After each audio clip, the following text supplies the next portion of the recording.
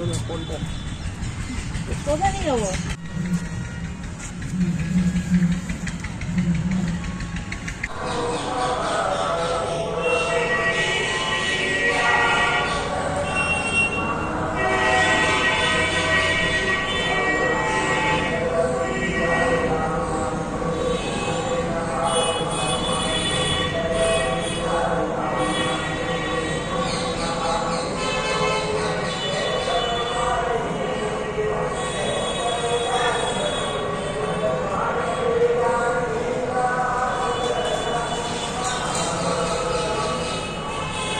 जय प्रसाद बाबा आए, इनके संग बूढ़े हैगे बिल्कुल, तो ये भगवान आते चलो खेलवे चले।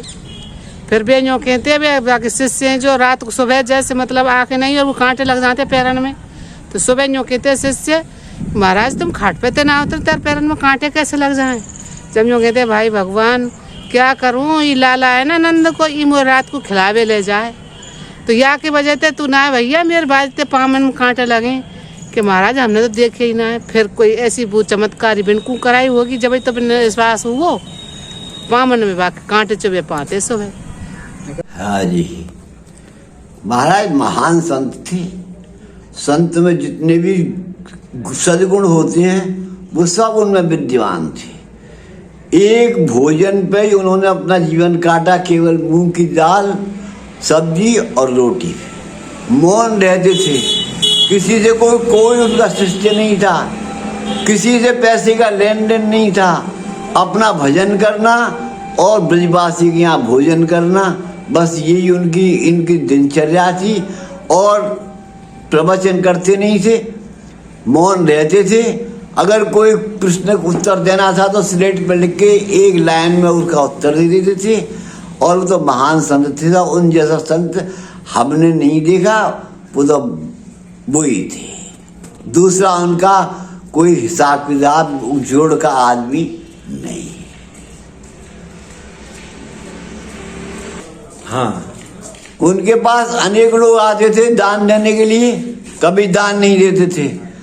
एक बार एक आदमी 2 बाल्टी पेड़े लेके आया और पेड़े लेके पेड़े बंटवा दिए। वो बोला बाल्टी आश्रम में काम आ जाएंगी, वो यहाँ जरूरत नहीं है, ले जाओ इनको। तो वो किसी से दान लेते थे न कोई किसी से पैसा लेते थे, किसी से उनका कोई संबंध नहीं था। उनका तो सीधा संबंध केवल भगवान से था और केवल भगवान से था। और न उन्होंने कोई शिष्य बनाया अपना जीवन में, न कहीं कोई अपनी अपनी धर्मशाला बनाई, न 2 ईंट लगवाई। ये जो 2 ईंट लगी हुई है ये भी उनकी इच्छा के विपरीत है, वरना वो तो ये कह गई कि यहाँ कोई ईंट मेरे नाम से नहीं लगाना। अब और बोला, एक बार बिरला सेठ के परिवार में से कोई आए थे और उन्होंने एक चेक चुपचाप उनके आसन के नीचे घुसा दिया। और घुसाने के बाद वो चले गए। जब सत्संग खत्म हुआ, आसन उठा तो वो चेक निकला, तो चेक उन्होंने फौरन उस सिगड़ी में जलवा दिया। उन्होंने उस चेक से कोई मतलब नहीं, कोई क्या चेक है वो सिगड़ी में जला दो, तो उस सिगड़ी में जलवा दिया। हाँ, राज्यपाल जी आए थे तो उनके लिए विशेष व्यवस्था करने की प्रशासन ने कोशिश की, लेकिन उन्होंने साफ इनकार कर दिया कि यहाँ कोई विशेष व्यवस्था नहीं होगी। वही साधारण व्यवस्था जो उनके आश्रम की थी, उसी व्यवस्था में थोड़ा सा आसन दे के और उनको बैठा दिया गया और वो अपना मतलब दर्शन करके निकल गए। उन्होंने कोई उनसे मतलब खास विशेष बातचीत, तो वो मौन रहते थे, बात तो करते ही नहीं थे, मौन रहते थे। तो वो तो मौन रहे, वो बैठे राज्यपाल जी और फिर चले गए।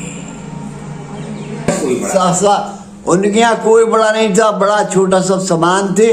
उनके यहाँ तो जो भगवान का भजन करता था उसका ही बैठना रहना सहना उठना था। वे बड़े बड़े आदमी आते थे, बड़े बड़े उनको प्रलोभन देते थे, लेकिन वो कभी किसी प्रलोभन में नहीं आए और ना ही उन्होंने कभी किसी से कुछ लिया। वो तो अपने एक लंगोटी और एक बाप मस्त रहे।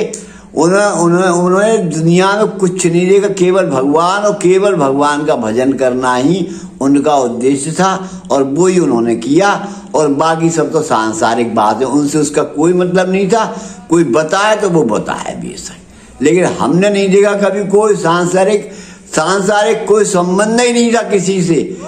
केवल एक टाइम ब्रजवासी के यहाँ भोजन करना और भजन करना, केवल इसके अलावा दूसरी बात ही नहीं थी।